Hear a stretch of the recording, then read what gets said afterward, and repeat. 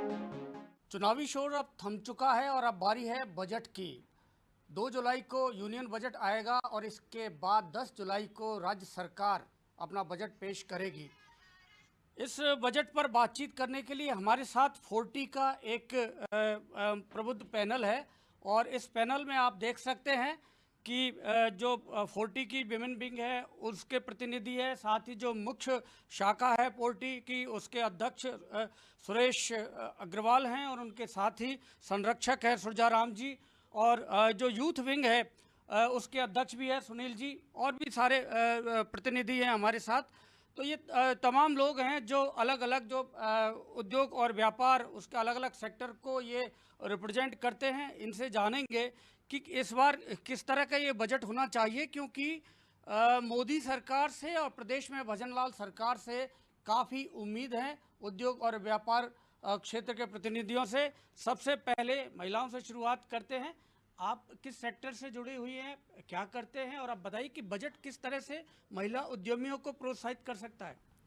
मेरा नाम सोनिया बडाया है और मेरा एक क्लोथिंग ब्रांड है शब्दा के नाम से, और एनजीओ है पथ के नाम से, जो कि छोटी बच्चियों को और लेडीज़ को स्टडीज़ की तरफ मोटिवेट करता है। मेरा ही सरकार से कहना है कि जो आपकी रिप्स की जो स्कीम्स चल रही हैं उसमें वुमेंस को स्पेशल, जो कि सोल प्रोप्राइटर है अपने फर्म की, उनको स्पेशल इंक्लूजन्स मिलना चाहिए उसकी सारी स्कीम्स में। हम पहले इसमें और मैं जोड़ देता हूं कि पहले हम यूनियन बजट पर बात करेंगे, केंद्रीय बजट पर जो 2 जुलाई को पहले आ रहा है। तो केंद्र सरकार से संबंधित अगर आप बात करें कि क्योंकि मोदी सरकार ने इस 5 साल में अब भारत को तीसरी सबसे बड़ी अर्थव्यवस्था बनाने का एक मुहिम की शुरुआत की है। तो आप जानते हैं कि अर्थव्यवस्था को मजबूत बनाने के लिए तीसरे नंबर पर लेकर जाने के लिए महिलाओं की भागीदारी भी जरूरी है। हाँ जी, बिल्कुल ज़रूरी है। इसके लिए उनको अलग अलग स्टेट्स में और सिटीज़ में उसके अंदर सब जगह एक वुमेंस के अलग फोरम बनाने चाहिए, जहाँ कोई भी इंपोर्ट या एक्सपोर्ट से रिलेटेड वर्क काम करना चाहती है तो उनको स्पेशल प्रिविलेज मिल जाए। वहाँ पे वो स्टेट में वर्क करना चाहती है तो उनके लिए स्पेशल प्रोग्राम्स वहाँ पर मिलते रहें। 40 की तरफ से भी ऐसा काफ़ी इनिशिएटिव होता रहता है। तो इस तरह का महिलाओं को प्रिविलेज मिलना चाहिए। आप बताइए, बहुत सारे फोरम पर जाती हैं, बात करती हैं और वुमेन जो एंटरप्रेन्योर्स हैं उनको प्रोत्साहन की बात करती हैं। मोदी सरकार क्या करे कि ये जो तीसरे नंबर की हम अर्थव्यवस्था की बात करें, इसमें महिलाओं की भागीदारी ज़्यादा से ज़्यादा हो। देखिए, मेरे हिसाब से अब जैसे मोदी 3.0 आ रहा है, राइट, तो उसमें उसी के हिसाब से जो है ना बदलाव भी होने चाहिए। जो बजट में अभी तक कन्वेंशनल चीज़ें होती हुई आ रही हैं, राइट, जैसे मिनिमम टैक्सेशन जो है उसको उसमें मतलब बढ़ावा होना चाहिए। जीएसटी स्लैब मोदी सरकार लेके आई, लेकिन जीएसटी स्लैब में अलग अलग स्लैब्स हैं। तो मेरे ख्याल से जितनी भी हम बाहर की अगर देशों की बात करें तो वहाँ पे 1 या 2 ही होते हैं। तो उस स्लैब को हम अब एक टाइम आ चुका है कम करें। दूसरा, जितने भी स्मॉल जो सेक्टर्स हैं, स्मॉल बिजनेस हाउसेज होते हैं, वो भी चाहते हैं कि वो प्रोप्राइटर और इंडिविजुअल या फर्म्स के बेसिस पे ना करके एक उस पे आए, मतलब कंपनी फॉर्म करे। तो उसके लिए जो टैक्सेशन स्लैब है ना, वो थोड़े से उसमें रियायत होनी चाहिए, ताकि हर कोई जो है ना अपनी एक कंपनी को एस्टैब्लिश कर सके। आई फील जब 2017 में जीएसटी को लागू किया गया तब भी यही उद्देश्य था। तब तत्कालीन जो फाइनेंस मिनिस्टर थे अरुण जेटली, उन्होंने कहा कि हम कम से कम स्लैब रखेंगे और आने वाले दिनों में, लेकिन वो शायद अभी तक पूरी नहीं हुई है उनकी जो बात थी। आप बताइए मैडम, आप तो काफ़ी काम करती हैं और अलग अलग सेक्टर में, लेकिन इन दिनों आजकल आपके ग्रामीण क्षेत्र में ज़्यादा काम कर रही ललिता कुच्छल जी जो विमेन विंग की जनरल सेक्रेटरी हैं। Thank you so much BK ji. अब हमने ये देखा, क्योंकि हमारा जो फोरम है वो महिला उद्यमियों का संगठन है पूरा एक, तो ज़्यादा से ज़्यादा जो महिला, चाहे छोटे लेवल पे उनका उद्योग हो या बड़े लेवल पे है, सबको कहीं ना कहीं कोई ना प्रॉब्लम फेस होती है। और स्पेशली अगर हम ग्रामीण क्षेत्र की बात करते हैं, जिसको आज हमारी सरकार, चाहे केंद्रीय सरकार हो चाहे ये अपनी स्टेट की सरकार हो, ये इन लोगों का अभी ज़्यादा मोटिव है कि महिलाओं को कैसे आगे लाया जाए, स्पेशली ग्रामीण महिलाओं को, उनको ज़्यादा से ज़्यादा रोजगार से जोड़ा जाए। तो हमारा 40 होने की सुझाव नहीं है, ये एक निवेदन है मेरा सरकार से कि हमको जो है ना 40 विमेन विंग को, स्पेशली हमारा पूरा 40 हमारे साथ है, उसमें हमको एक यहाँ पे राजस्थान में या जयपुर में स्पेशली या पूरे राजस्थान में अगर मिल जाए तो बहुत अच्छी बात है। छोटे छोटे स्पॉट्स हमको 20 से 25 जगह ऐसे स्पॉट्स मिल जाएं जहाँ पे हमें कियोस्क या बूथ बनाए, वो मूवेबल बूथ होंगे, तो उन बूथ्स को उनका खर्चा, जो बूथ के बनने का जो भी खर्चा होगा वहाँ पे, चाहे छोटे बिजली या जो भी खर्चा, वो सारा 40 हमारा उठाएगा। वो बूथ से क्या फ़ायदा होगा, जो ग्रामीण महिलाएं हैं जो लघु उद्योग से जुड़ी हैं, स्पेशली ग्रामीण की बात नहीं, शहरों में भी ऐसे छोटी छोटी जगहों में हैं जो घरों में छोटे छोटे उत्पाद उनके होते हैं, लेकिन क्या है कि उनको उनका फ़ायदा उनको नहीं मिल पाता। स्पेशली उनका फ़ायदा उठाते हैं बड़े बड़े स्टोर कीपर्स, या फिर आपने देखा होगा बड़े दुकानदार। ये लोग क्या करते हैं, उनसे माल बहुत सस्ते दामों पे लेके आते हैं, जिससे उनको पूरा मेहनताना मिल भी नहीं पाता है। तो हमारा प्रयास ये है, एक छोटा सा प्रयास है, शुरुआत हो सकता है हमसे हो, आगे जाके बहुत अच्छा काम हो सकता है कि वहाँ पे हम उन छोटे छोटे कियोस्क में उन सारी ग्रामीण महिलाओं के या जो भी लघु उद्योग से जुड़ी हुई महिलाएं, उनके प्रोडक्ट्स को वहाँ रखें, वहाँ उनको डिस्प्ले। इससे क्या फ़ायदा होगा, दो फायदे होंगे। एक तो उनको डायरेक्ट मार्केट मिलेगा, ग्राहक को डायरेक्ट सामान उस दाम पे मिल जाएगा जिस दाम पे वो ऑलरेडी उनको दे रही हैं, जिनके साथ वो अपना व्यापार उनका आज तक चलता है। तो वो एक बहुत इजी प्रोसेस होगा इनके लिए मार्केट में आने का, और उनको मार्केट ज़्यादा और नई चीज़ों से भी उनको जागरूकता मिलेगी, क्योंकि वो बाजार में आके अपने प्रोडक्ट को बेचेंगी। तो इसमें उनका जो भी, और रही बात अगर लगे कि कमीशन, तो हमारा कोई कमीशन नहीं होगा, हम पूरी कमाई जो उनकी होगी वो स्पेशली उनको मिलेगी। हमारा उद्देश्य सिर्फ ये है कि महिलाओं को किस तरीके से आगे लाया जाए, और उनके प्रोडक्ट्स को, चाहे वो हैंडीक्राफ्ट से उनको बाजार नहीं मिल पाता डायरेक्ट, उनको एक डायरेक्ट बाजार मिले और डायरेक्ट ग्राहक मिले। Thank you. अब बात करेंगे डॉक्टर अलका गौड़। आमतौर पर मुश्किल होता है कि कोई एंटरप्रेन्योर, जैसे होटल इंडस्ट्री और वही अगर चिकित्सा क्षेत्र से भी जुड़ा हुआ होना, ये बहुत मुश्किल से इस तरह का कॉम्बिनेशन मिलता है। अलका जी में ये कॉम्बिनेशन है, तो ये हेल्थ प्रायोरिटी सेक्टर होती है ये सरकार की, लेकिन साथ ही होटल और टूरिज्म इंडस्ट्री के लिए भी प्रधानमंत्री नरेंद्र मोदी ने कहा है कि ये सबसे ज़्यादा रोजगार जनरेट करने वाला सेक्टर है। कैसे आप इन दोनों सेक्टर्स की तरफ से चाहेंगे कि ये प्रोग्रेस करे और सरकार इसके लिए क्या करे?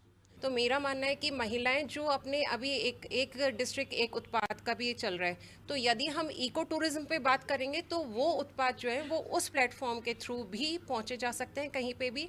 और जो मैं कह रही हूँ कि केंद्र सरकार को किसी तरह की महिलाओं के लिए एप्लीकेशन लॉन्च करनी चाहिए, जिससे कि सारी महिलाएं संगठित कैसे होंगी कि वो जो पेरीफ्री पे अपने उत्पाद लेके इकट्ठे होते हैं उनको हम सेंट्रलाइज कर पाएंगे और वो ऑनलाइन और ऑफलाइन बेच पाएंगे।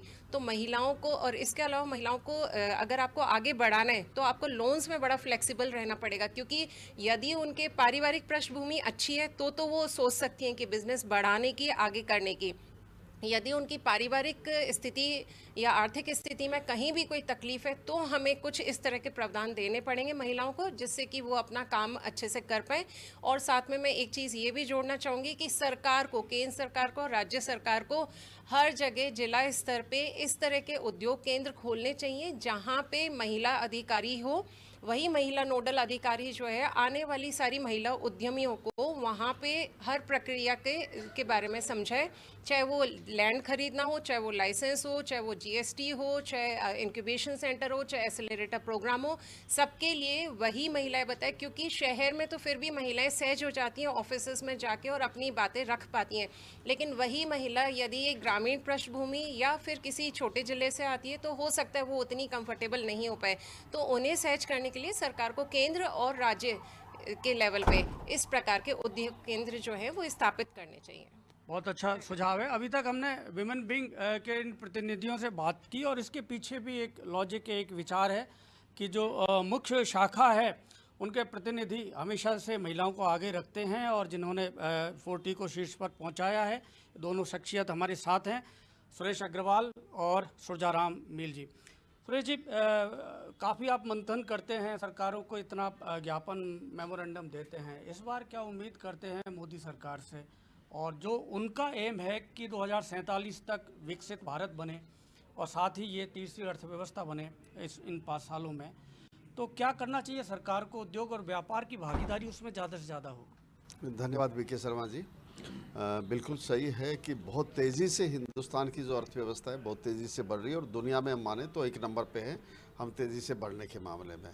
और इसमें अभी जो ज़्यादा ज़रूरत है कि पहले एक्सपोर्ट पे सरकार की सब्सिडी कंट्री वाइज भी थी और प्रोडक्ट वाइज थी, उसमें बहुत ज़्यादा कमी कर दी गई है। जैसे हम आज गारमेंट की बात करें तो गारमेंट का बिज़नेस करीब बांग्लादेश चला गया, इंडिया का बिज़नेस बहुत कम हुआ है। तो सरकार को ऐसे प्रोडक्ट पे वापस ध्यान देने की ज़रूरत है, उस पर सब्सिडी, ड्यूटी ड्रॉबैक और जो दूसरी स्कीमें उस पर बढ़ाने की ज़रूरत है ताकि वो व्यापार वापस फल फूल सके। इसी तरह कंट्री वाइज भी, जैसे आज हम अफ्रीका की बात करें तो पूरे अफ्रीका एक ऐसी कॉन्टिनेंट है जहाँ पे सिर्फ 10% प्रोडक्शन है, 90% इंपोर्ट है। उस इंपोर्ट में हमारी भागीदारी यानी हिंदुस्तान की भागीदारी तकरीबन 16-17% की है, उसको भी बढ़ाए जाने की ज़रूरत है। उसमें भी सरकार को एक्स्ट्रा एडिशनल कुछ सब्सिडी देने की ज़रूरत है ताकि वहाँ हमारा एक्सपोर्ट बढ़ सके। क्योंकि उद्योग और व्यापार के बारे में यदि सरकार सोचती है तो रोजगार के अवसर ज़्यादा से ज़्यादा मिलते हैं और सरकार के ऊपर युवाओं को रोजगार देने की जिम्मेदारी कम होती है। बड़ा का एक सुझाव है। हमारे साथ सुरजाराम जी है। सुरजाराम जी उद्योग व्यापार के अलावा कृषि और किसान की उन्नति की बातें करते हैं, साथ ही युवाओं के लिए अच्छी शिक्षा की हमेशा पैरोकार ये रहे हैं। इनसे बात करेंगे। सर, मोदी सरकार और राज्य में भी सरकार का ये बजट आ रहा है, तो इन अलग अलग जो दोनों संस्थाएं हैं देश को चलाने वाली, इनके लिए क्या आप सुझाव देंगे इस बजट में? आज सुबह ही अखबार में पढ़ा कि वर्ल्ड में हम तीसरे नंबर पे हैं जो हमारे उद्योगपति माइग्रेट कर रहे हैं इंडिया से। नंबर 1 पे चाइना, नंबर 2 पे इंग्लैंड और नंबर 3 पे इंडिया। और इतना बड़ा नंबर है वो। एक बड़े उद्योगपति जब देश छोड़ के बाहर जाता है तो आप अंदाज़ा लगा सकते हो कि देश को कितना बड़ा लॉस हो रहा है। बड़ी भारी अलार्मिंग बात है वो, सबसे बड़ी इंडस्ट्री के लिए। उसी से ही जीएसटी बढ़ेगा, उसी से ही रोज़गार आएगा, उसी से ही इकोनॉमी हमारी बूस्ट अप होगी। और 2047 की जो हम बात कर रहे हैं वो बड़े उद्योगों के बिना पॉसिबल नहीं होगी। ये तो होगी ऊपर लेवल की बात। अब नीचे लेवल की बात करें तो एमएसएमई है। एमएसएमई ऐसा सेक्टर है जो हर कहीं भी पॉसिबल है। उससे बहुत बड़ा रेवेन्यू जनरेट होता है, बहुत बड़ा रोज़गार पैदा होता है और हर आदमी को काम मिलता है। छोटी से छोटी जगह पे काम मिलता है।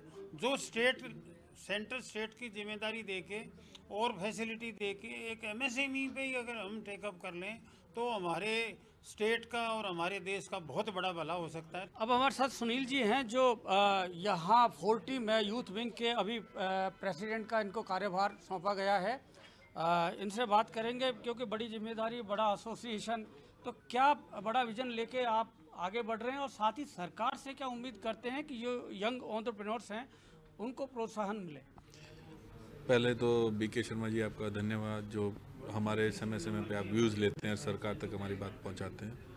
क्योंकि इसी क्रम में मैं आगे यह कहना चाहूँगा कि मेरे को युवाओं की इकाई का अध्यक्ष बनाया गया है। मैं यूथ विंग का प्रेसिडेंट हूँ, तो युवाओं की बात करूँगा।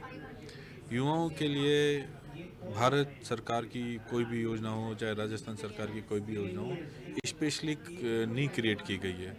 2011 में राजस्थान सरकार, अशोक गहलोत की सरकार थी, तब राजस्थान युवा उद्यमिता योजना का एक योजना लाई गई थी जिसमें युवाओं को 1 लाख रुपए में प्लॉट दिए गए थे रिको के योजना में और उनको सब्सिडी रेट पे लोन उपलब्ध कराया गया था। क्राइटेरिया उन्होंने ये चुना था कि पहले आओ पहले पाओ का आधार का नहीं था। एक 3 लेवल कमेटी होगी, वो उनकी योजना को सुनेंगे, उनके प्रोजेक्ट को समझेंगे, इवेलुएट करेंगे और उनको काफ़ी रियायती दर पे रिको की तरफ से लैंड भी दिलाई जाएगी, आरएफसी की तरफ से लोन भी दिलाया जाएगा और कहीं ना कहीं उनका राजस्थान सरकार में जो टेंडर्स होंगे उनमें उनकी भागीदारी होगी। उससे उस टाइम 140 इंडस्ट्रीज 1 महीने में युवाओं ने लगाई थी और आज वो कहीं सफलता के कहीं कागार पर। मेरा मानना है रिको का जो काम है वो प्लॉट बेचना नहीं होना चाहिए। कहीं ना कहीं इन्वेस्टर्स आए, वहाँ पे उद्योग लगाए, उद्योग लगाने के बाद स्टेट को रिको की टैगलाइन भी है कि कैटलिस्ट ऑफ इंडस्ट्री, लेकिन वो बिजनेस करना शुरू कर दिया। पहले आओ पहले पाओ के आधार पे रिको के प्लॉट बिजनेस व्यापारियों को दिए जाते थे जिससे वो जल्दी से जल्दी अपनी इंडस्ट्री लगाता था। अब क्या कर दिया, एक बेसिक रेट के बाद उनको प्लॉट्स को ऑक्शन में कर दिए, तो लोग अपना एक इन्वेस्टमेंट का जरिया उनको रिको को समझ लिया कि प्लॉट फिर बाद में होते हैं 3 साल 4 साल में रेट बढ़ जाता है, फिर बेच देते हैं। तो कहीं ना कहीं इस चीज़ पे एक रोक लगनी चाहिए कि रिको का या इंडस्ट्री डिपार्टमेंट का काम ज़्यादा से ज़्यादा इंडस्ट्रियाँ लगे, उसके लिए योजना बनाना है। क्योंकि अब एक स्टार्टअप को भी इनका एक अलग से सेगमेंट, एक अलग से स्कीम इनकी रखनी चाहिए जिससे कि युवाओं को प्रोत्साहित हो। जो युवा यहाँ से पलायन कर रहे हैं दूसरे देशों में, दूसरे राज्यों में, और राजस्थान की आर्थिक दृष्टिकोण से देखा जाए तो यहाँ पे मिनरल देश है। अब ERCP की वजह से पानी भी आ जाएगा दूसरा सोलर का सबसे बड़ा हब बनने जा रहा है। तो पानी, बिजली और ज़मीन, ये जब 3 चीज़ें स्टेट के पास में हैं तो कम से कम दरों में इनको पानी उपलब्ध कराना चाहिए, कम से कम दरों में इनको ज़मीन उपलब्ध करानी चाहिए, कम से कम दरों में इंडस्ट्रीज़ को बिजली उपलब्ध करानी चाहिए, जिससे कि राज्य का विकास में ये एक सहयोग प्रदान कर सके। हमारे साथ रविंद्र जी हैं जो इंटरनेशनल ट्रेड को काफ़ी अच्छे से समझते हैं और काफ़ी यात्राएं ये करते हैं। उसमें देखेंगे कि हम कहाँ पर पीछे हैं, या पीछे कहना थोड़ा सा ठीक नहीं होगा। मुझे लगता है आगे बढ़ने के लिए हमको क्या करना चाहिए, रविंद्र जी, जो आप इंटरनेशनल ट्रेड को देखते हैं, समझते हैं। Thank you VK Sharma ji. International trade की जहाँ तक बात है, देखिए हमको ये समझने की ज़रूरत है, आज जो भी कंट्रीज़ हैं, आज पूरा का पूरा जो बिज़नेस है वो आईटी बिज़नेस बन चुका है, राइट। हमें गवर्नमेंट से ये रिक्वेस्ट करते हैं हम लोग, और ये हम करना चाहते हैं कि आईटी को ज़्यादा से ज़्यादा प्रमोट किया जाए। आईटी के incubation centres through out India and Rajasthan बनने चाहिए। ज़्यादा से ज़्यादा रिसर्च एंड डेवलपमेंट होना चाहिए, जिससे कि आज अगर हम बात करते हैं, अमेरिका की बात करते हैं, यूरोप की बात करते हैं, चाइना की बात करते हैं, चाइना को हम मैन्युफैक्चरिंग हब बोलते हैं दुनिया का, बट हमें ये समझने की ज़रूरत है कि they are not only manufacturing hub, but they are also very good in IT. आज जो भी प्रोडक्ट्स पूरी दुनिया में वो सप्लाई कर रहे हैं, आईटी की टेक्नोलॉजी के बेस पे वो बन रहे हैं, किस तरह से तेज़ी से प्रोडक्शन किया जा रहा है। अमेरिका की बात करें तो सिर्फ आईटी और आईटी के बेस पे दुनिया पे राज कर रहे हैं वो। आज जिस तरह से आर्टिफिशियल इंटेलिजेंस बढ़ रही है, ठीक है, डेटा एनालिटिक्स को बढ़ावा दिया जाना चाहिए। राजस्थान गवर्नमेंट जो है उसके पास बहुत सारे फंड्स हैं, उसको स्पेसिफिकली एलोकेट करना चाहिए राजस्थान में इस सेक्टर को लेके। तो ये चर्चा अभी जारी है, लेकिन वक्त है छोटे से ब्रेक का।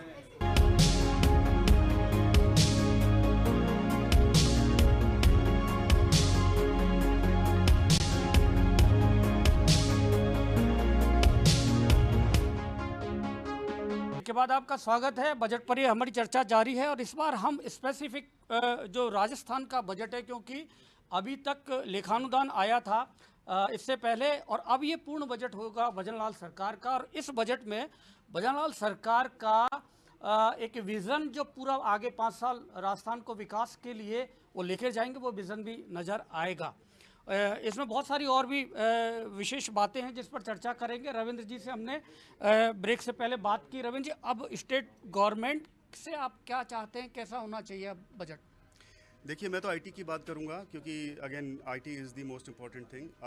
हम लोग आईटी में काफ़ी अच्छे हो सकते हैं, हमारे पास मैन पावर की कोई प्रॉब्लम नहीं है, बहुत अच्छे एजुकेशनल इंस्टीट्यूट्स हैं यहाँ पे। हमारा आईआईटी भी यहाँ पे जोधपुर में स्टार्ट हो चुका है।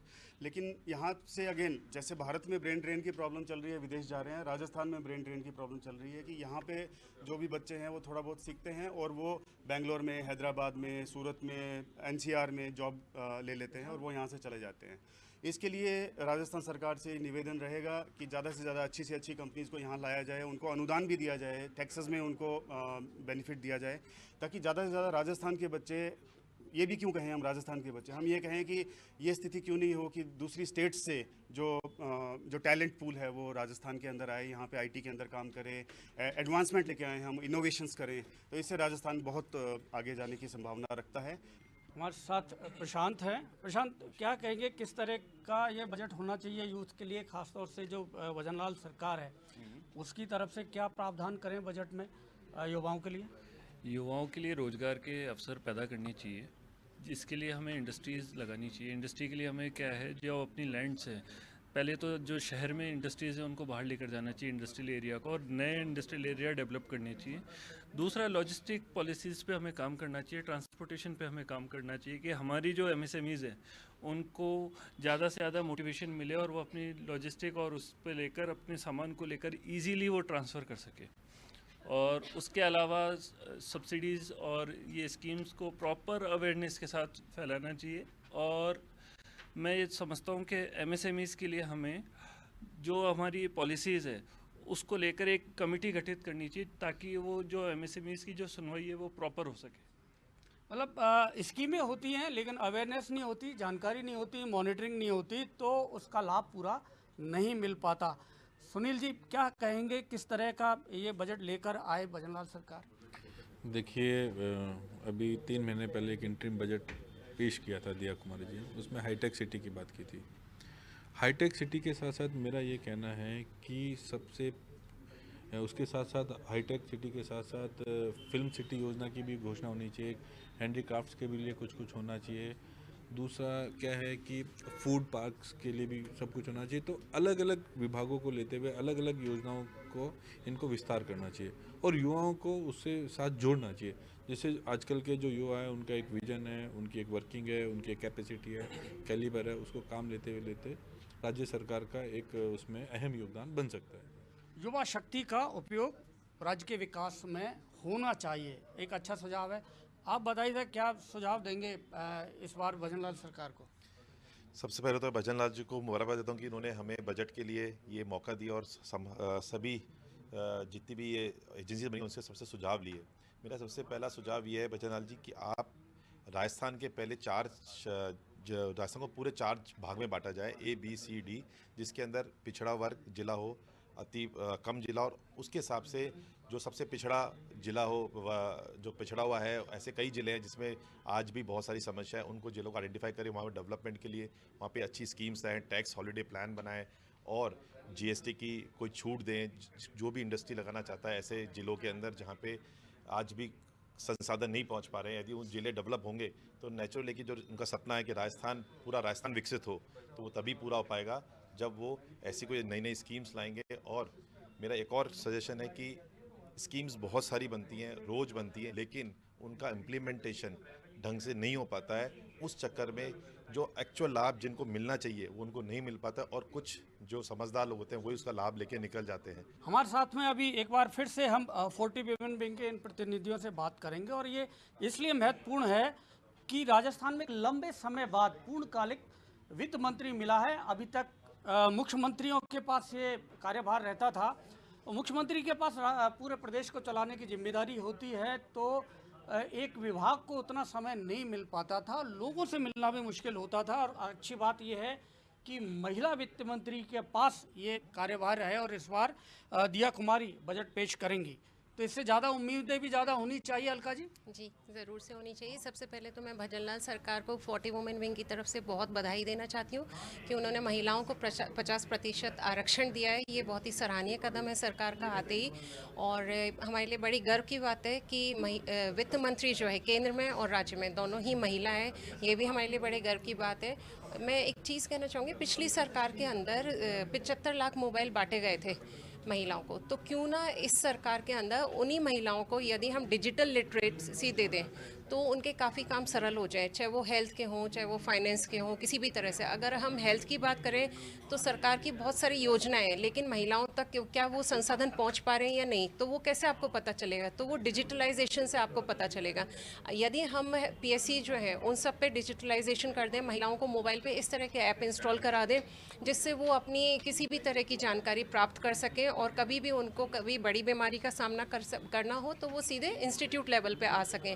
साथ ही उसी का उपयोग हम business ease of business doing में भी कर सकते हैं कि महिलाएं जो है वो डिजिटलाइजेशन से पेमेंट्स कर सकती हैं, ऑनलाइन आ सकती हैं, देश विदेश में अपने प्रोडक्ट्स बेच सकती हैं, तो ये बड़ा सरलीकरण हो जाएगा इस तरह की सुविधाओं से। अलका जी क्या कहेंगे आप, क्योंकि वित्त मंत्री हैं दिया कुमारी जी, उम्मीदें कुछ ज़्यादा हैं? जैसा कि अभी इस बार जो नई सरकार है, जो सिर्फ 6 महीने में काम तो बहुत अच्छा किया महिलाओं के लिए, जो कि एक सराहनीय कदम है। अगर इसी तरीके से ये पूरे अपने राज्यकाल में अपने ये मतलब राज्यकाल में कार्यकाल में सब काम करे तो इसका मतलब उम्मीदें तो बहुत हैं हमें इनसे, क्योंकि देखो अभी जैसे महिला पुलिस भर्ती में भी इन्होंने 30 से 33% बढ़ा दिया है उसको, और 3rd ग्रेड वाली जो टीचर्स हैं उससे एक फ़ायदा ये भी है कि सिर्फ एक रोज़गार नहीं मिल रहा महिलाओं को। आप ये देखिए कि सरकारी स्कूल जितने भी है ना, वहाँ पे प्रॉपर टीचर्स उपलब्ध नहीं थे उनके लिए, जो जूनियर सेक्शन से बच्चे आते थे। अब उनको प्रॉपर टीचर्स भी अवेलेबल हो जाएंगे, यानी रोजगार के साथ साथ उन बच्चों का भी भविष्य सुधरने की उम्मीद है।